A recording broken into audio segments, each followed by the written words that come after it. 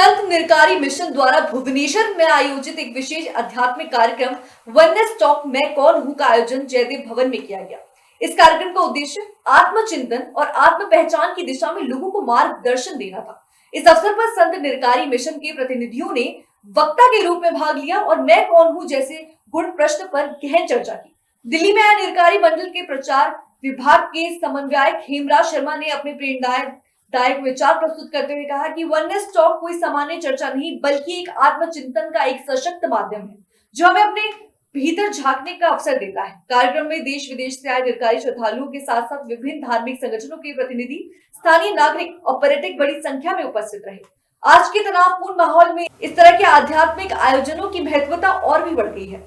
Oneness talk जैसे आयोजन आत्म जागरण और नई रोशनी प्रदान करते हैं और आत्मज्ञान की दिशा में प्रेरित करते हैं। कार्यक्रम में भक्ति गीतों और सांस्कृतिक परिस्थितियों में समा बांधा। इसी के साथ ही समाज में शांति और सौहार्द बनाए रखने के लिए सामूहिक प्रार्थना भी की गई।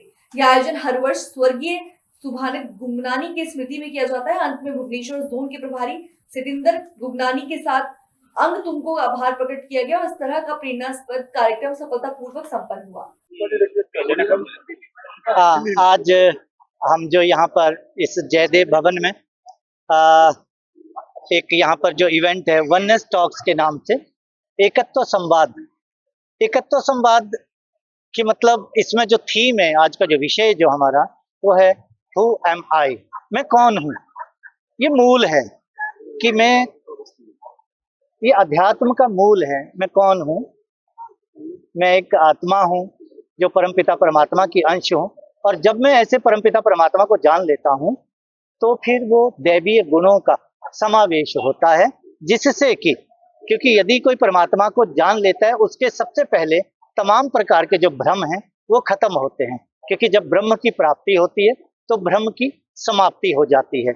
और जब ब्रह्म को जान लेते हैं, अपने स्वरूप को जब जीव जान लेता है तो फिर ये गुण आ जाते हैं कि दया के, करुणा के, मिलवर्तन के, सहनशीलता के, प्रेम के, ये सारे जो दैवीय गुण हैं वो उस इंसान में समाहित हो जाते हैं।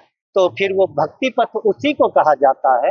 और फिर ऐसा जीवन जहाँ वो अपने लिए, व्यक्ति विशेष के लिए वो अच्छा होता है, वो जीवन फिर कहीं ना कहीं परिवार के लिए, गांव के लिए, शहर के लिए, देश के लिए, बल्कि विश्व के लिए भी वो ऐसा जीवन जो कि दया, करुणा से, प्रेम से युक्त है, जिसमें कोई भ्रम नहीं है, जो अपना पराया नहीं देख रहा है, जिसमें जो सब में देख रहा है इस प्रभु के अंश को ही।